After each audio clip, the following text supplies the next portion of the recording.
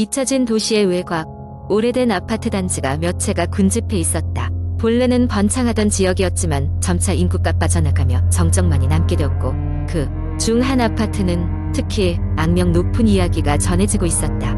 사람들이 그 아파트를 저주받은 아파트라 부르게 된 데는 다 이유가 있었다. 몇십 년 전 그 아파트가 처음 지어졌을 무렵 도시의 중심부로 개발된다며 주목받던 곳이었다. 입주민들도 많았고 매일 활기로 가득 차 있었다. 그런데 어느 날 한 여성이 발견되지 않는 사건이 발생했다. 그녀는 마지막으로 엘리베이터를 타는 모습이 CCTV에 찍혔지만 그 후로는 아무런 흔적도 남기지 않았다. 경찰은 수사를 벌였으나 결국 사건은 미제로 남고 말았다. 점점 아파트 단지에는 이상한 사건들이 잇따랐다. 위층에서 나는 정체불명의 발걸음 소리, 한밤중에 울리는 인터폰, 복도 끝에 서 있는 게 머리 여자의 형체를 봤다는 증언들, 그리고 아파트 곳곳에서 이유를 알 수 없는 문양들이 발견되었다. 마치 누군가가 벽에 긁어놓은 듯한 그것들은 주민들 사이에 불안감을 조성했다. 그 후로도 아파트를 떠나는 사람들과 들어오는 사람들의 발걸음이 이어졌지만 입주한 사람들 중 몇몇은 이상한 꿈을 꾸기 시작했다. 꿈속에서 그들은 끝없이 긴 복도를 헤매다가 어딘가로 빨려 들어가는 느낌을 받았다. 그리고 곧이어 누군가의 속삭임이 들려왔다. 여기서 나가면 안 돼. 여기는 아직 안 끝났어. 이로 인해 점점 더 많은 입주민들이 그곳을 떠나게 되었고 결국 아파트는 거의 빈 건물이 되었다. 단지 몇 세대의 주민들만이 남아 있었다. 하지만 그들 역시도 밤만 되면 집안의 물건이 움직인다거나 창문이 저절로 열리는 등의 이상 현상을 겪으며 곧 떠날 채비를 했다.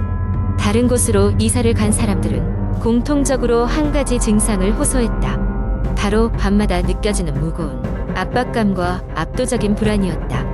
병원을 찾아가도 진단이 불분명했고 결국 대다수는 다시의 아파트 주변을 기웃거렸다. 그들은 이상하게도 아파트의 경계까지 가면 그 압박감이 사라지곤 한다고 했다.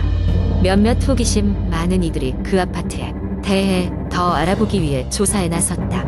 그 과정에서 놀라운 사실이 밝혀졌다. 그 아파트가 세워지기 전 그 자리는 원래 오래된 공동묘지였다는 것이다. 하지만 개발 당시 이 사실은 묵인되었고 시신들도 아무런 예식 없이 다른 곳으로 옮겨지거나 심지어 아무 조치 없이 건물을 지었다는 것이었다. 이 사실이 알려지면서 그 아파트는 완전히 악마의 소굴로 여겨졌다. 파라노말 연구자들, 귀신과 초자연 현상을 연구하는 자들 사이에서는 꼭 한 번가 보고 싶은 공간으로 꼽히기도 했다. 그리고 실제로 무서움을 무릅쓰고 몇몇 연구자들이 그곳에 머물기도 했다. 그들은 아파트 곳곳에서 영혼의 존재를 감지할 수 있었다고 한다. 여러 쌍 카메라에 잡히는 이상한 형체, 음성 녹음기에 담긴 정체불명의 속삭임. 그러나 그들이 거기서 아무리 많은 증거를 수집해도 그 아파트의 저주는 풀리지 않은 채 남아 있었다. 결국 사람들은 그 아파트를 조심스럽게 멀리하기 시작했다. 그리고 점차 주민들은 다른 곳으로 이주하였고 마침내 그 아파트 단지는 완전히 폐쇄되었다. 어느 누구도 그곳에 다시 발을 들이지 않았다. 대신 그 자리는 숲으로 덮였고 자연이 다시 그 자리를 갉아먹기 시작했다. 그러나 사람들은 여전히 그곳을 멀리했다.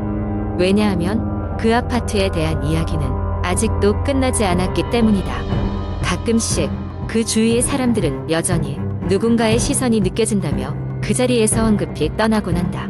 아파트의 유령들이 여전히 그곳에 남아 사람들을 지켜보고 있는지도 모른다. 저주받은 아파트는 여전히 수많은 괴담과 전설이 얽혀있는 미스터리한 장소로 남아있었다.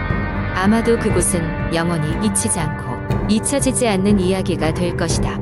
두 번째 이야기, 옛날 옛적 한국의 작은 시골 마을에 은둔한 한 저택이 있었습니다. 이 저택은 고요한 저택이라 불렸는데 그 이름과는 달리 수없이 많은 공포 이야기를 품고 있었죠. 마을 사람들은 밤이 되면 저택 근처에 가기를 꺼려했으며 항상 흉흉한 소문이 돌았습니다. 그 중에서도 가장 소름 끼치는 이야기는 20년 전 그 집에서 일어난 비극에 대한 것이었습니다. 당시 젊고 아름다운 한 여인이 그 저택에 새로 이사 왔다고 합니다. 그녀는 부모님을 일찍 여의고 유산으로 남겨진 저택에서 혼자 생활하게 되었습니다. 마을 사람들은 그녀가 도시에서 잘 나가는 예술가라고 하여 처음에는 적잖이 흥미를 가졌습니다. 그러나 그녀는 좀처럼 마을 사람들과 어울리려 하지 않았고 마치 다른 세계에 사는 사람처럼 홀로 조용히 지내기 일쑤였습니다. 어느 날 밤 마을은 갑작스럽게 천둥 번개가 몰아쳤습니다.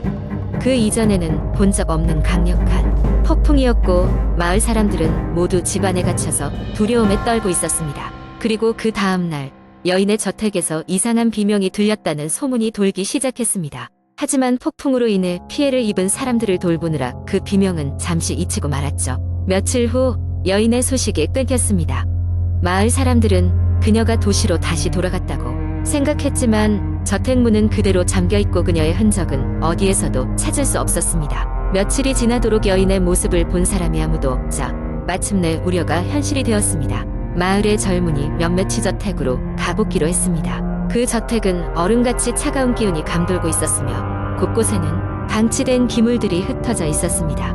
여인의 방에 도착했을 때 그들은 예상치 못한 광경에 얼어붙고 말았습니다. 방 안은 마치 어떤 폭풍이 지나간 듯 모든 것이 어질러져 있었고 벽에는 알 수 없는 기괴한 그림과 글씨가 가득했습니다. 그 중에는 도와줘라는 문구가 피로 쓴 것처럼 새겨져 있었습니다. 그 뒤로 그 저택은 완전히 폐쇄되었습니다. 마을 사람들은 누구도 그 집 가까이 다가가기를 꺼려했고 저택은 점차 세월의 흐름 속에 잊혀가는 듯 했습니다. 그러나 종종 용기를 내어 그 집을 다시 방문한 사람들은 공통적으로 같은 이야기를 전했습니다. 밤이 되면 저택 주변에선 여전히 낮은 속삭임과 알 수 없는 비명이 들린다고 말이죠. 시간이 흘러 수많은 도시, 전설 과괴담 속에서 고요한 저택의 이야기는 점차 그 잔혹함이 덜해지면서도 여전히 사람들의 흥미를 끌었습니다. 하지만 어느 날 발표된 한 보도에 의해 이 이야기는 다시 세간의 주목을 받았습니다. 과거 저택을 방문했던 탐험가 중 한 사람이 옛날 여인을 방에서 발견한 일기장을 공개했기 때문이었습니다. 그 일기장에는 여인의 마지막 나날들이 세세히 기록되어 있었고 그녀가 저택에서 겪었던 끔찍한 환영과 알 수 없는 존재들의 괴롭힘이 상세히 묘사되어 있었습니다. 그리고 마지막 장에는 이렇게 적혀 있었다고 합니다. 저들이 다시 오는 것을 느낀다. 더 이상 숨을 수 없을 것 같다. 하지만 다른 이들은 안전하게. 이 글귀와 함께 일기는 갑작스레 끝나 있었습니다. 그 후 그 탐험가도 실종되었고 다시금 그 저택의 이야기는 사람들 사이에서 조용히 사라져갔습니다. 고요한 저택은 여전히 그 자리에 있지만 그 안에 깃든 비밀들은 여전히 미궁 속에 묻혀있는 셈입니다. 세 번째 이야기. 나는 항상 기묘한 일들이 일어나는 것을 싫어했다. 하지만 몇 달 전 내가 살고 있는 아파트에서 겪은 일은 아직도 가끔 밤에 잠을 설치게 만든다. 그날은 평소와 다름없는 하루였다. 귀찮은 출근을 마치고 집으로 돌아온 나는 지친 몸을 당장이라도 침대에 던지고 싶었지만 일단 저녁부터 먹기로 했다. 냉장고에는 지난주에 사둔 야채 몇 가지와 어제 남은 음식들이 있었고 나는 간단히 식사를 마쳤다. 그러던 중 갑자기 부엌에서 이상한 소리가 들려왔다. 처음에는 배수구에서 물이 스며드는 소리일 거라고 생각했다.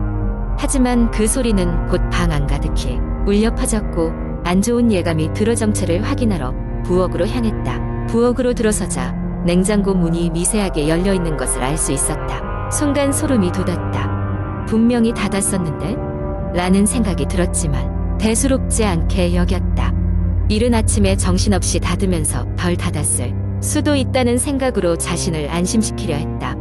그날 밤 잠자리에 들기 위해 침실로 향하려던 순간 내 등 뒤에서 어떤 사람의 한숨 소리가 들려왔다. 돌아보니 아무도 없었고 나는 정말 피곤해서 화청이 들리는구나라고 생각하며 침대에 몸을 눕혔다.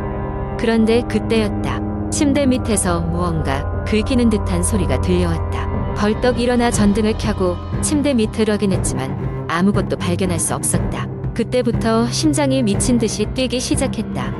그렇게 불안한 마음을 안고 다시 침대에 누웠다. 시간을 확인하니 새벽 2시를 넘긴 시간이었다. 한참을 뒤척이다 겨우 잠이 들었는데 다시금 매서운 한기가 느껴져 깨어나게 되었다. 집 와이파이가 갑자기 끊기는 바람에 맞춰둔 알람이 울리지 않은 것 같았다.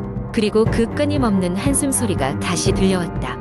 이번에는 분명히 확실히 들렸다. 누가 내 옆에서 피곤한 듯한 목소리로 한숨을 쉬고 있었다. 눈을 감고 그저 달리 할 수 있는 것이 없었다. 그냥 꿈일 거야 라고 되뇌기도 하며 마음을 가라앉히고자 했지만 어찌해도 들리는 소리와 신체의 한계감은 그저 명백한 현실일 뿐이었다. 대체 뭘까? 이 소리는 도대체 어디서 나는 것인지 알 수가 없었다. 이윽고 차마 고개를 돌아볼 수 없었던 그 순간 몸 전체에 힘이 풀려버렸다. 다음날 아침 겨우 눈을 떴을 때 모든 것이 고요해졌다. 나는 얼른 침대에서 일어나 아파트를 샅샅이 살펴보았다. 아무 일도 없었다는 듯 평온했다. 그러나 부엌의 냉장고는 또다시 미세하게 열려 있었다.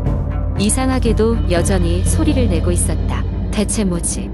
침대에 누워있던 때와 같은 한숨 소리가 그 자리에서 들려오고 있었다. 결국 난 열려진 냉장고 문을 꼭 닫았다. 그리고 그날 이후로 난 더 이상 그 소리를 듣지 않아도 되었다.